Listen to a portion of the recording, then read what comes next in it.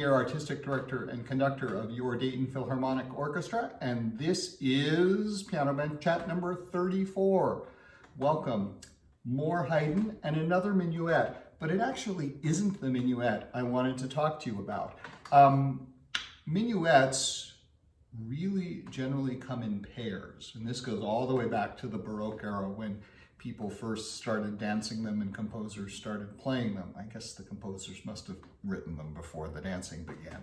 But in any event, they usually came in pairs, and the terminology changed over the years, and gradually the second minuet was called a trio. Why? I have absolutely no idea. But you have a minuet, and then you have another minuet called the trio, and then you go back and do the first minuet again.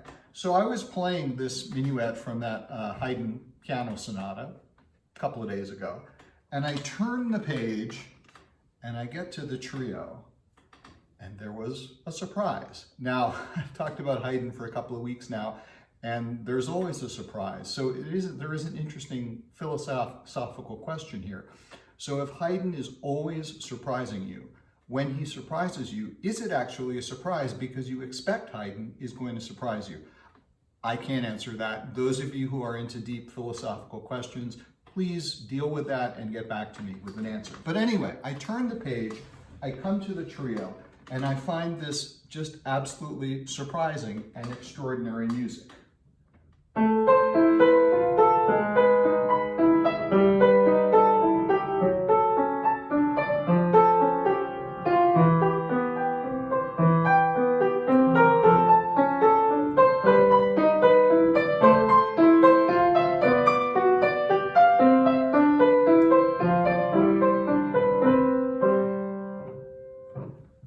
Now, that's extraordinary for all kinds of reasons. The change to the minor mode from A major to A minor is a little bit of a surprise.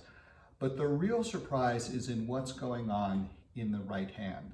And this is an interesting little detail in the silliness that is classical music. Some of you may have heard of the phrase rubato, which generally now means playing with a sense of freedom rather than playing the music in a strict tempo. So for instance, flash all the way back to Piano Bench Chat number 1 when I played the first prelude from Bach's Well-Tempered Clavier. If I were to play that music as strictly in tempo as I can, it would sound like this at the opening.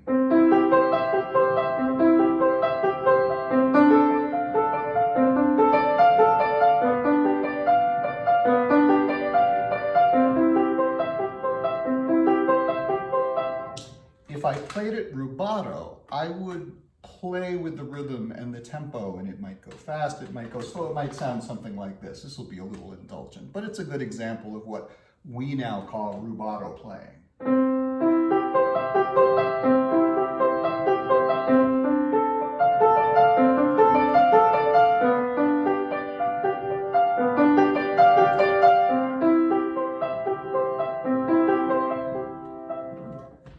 That was very indulgent, but that's an example of what we would say. He played that with rubato, or you might say he just played it really tastelessly. But no, but that's what rubato is. But in Haydn's time, rubato meant something completely different. Tempo rubato was a term and a technique that composers and players used when one hand would go out of sync with the other. And that's what happens here in this trio. When you hear, that's tempo rubato with the right hand shifted over. This is what the music really would sound like without the tempo rubato.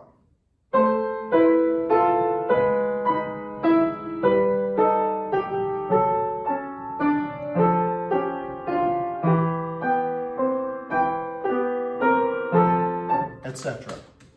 But with tempo rubato, the right hand shifts off so it's not playing at the same time as everything else.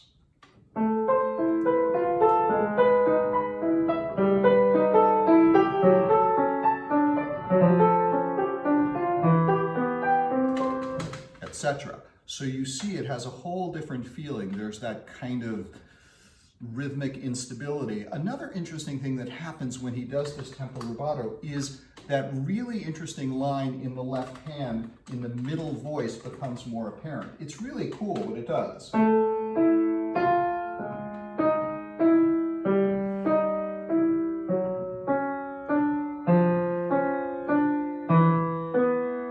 And notice without the tempo rubato, it just kind of gets lost in the melody.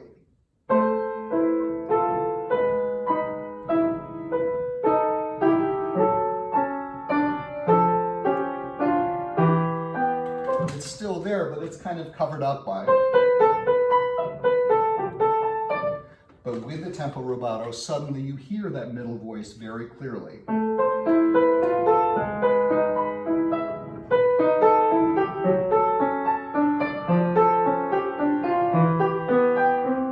Etc. And it's just a really amazing example of Haydn doing something special and his music just having a kind of sparkle and just a very special feeling to it. And that's what's surprising about Haydn. You turn the page and you really, unless you know the music already, you don't know what's going to happen. But you always know it's going to be something absolutely wonderful.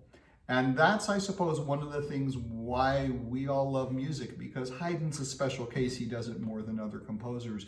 But there is always that sense of what's going to happen. And that's one reason that music is such an exciting thing to listen to. It's such an exciting thing to do as well. I hope you're enjoying these Piano Bench chats. I hope you're getting a chance to see some of our autumn streams. There are a bunch of them that are up now. Just go to DaytonPerformingArts.org/streams. And there are some which are behind a donation wall, and we hope you'll donate to get to see them. There's some that are free, and you can certainly see those. So keep watching us. We'll keep getting stuff together, and we're working on what we hope will be the performances that we can start doing around New Year's Eve for the second half of the year, if health conditions permit us to do that. So hang in there. We'll be here for you. Take care. Stay safe. Stay sane. See you next week for Piano Bench Chat number 35.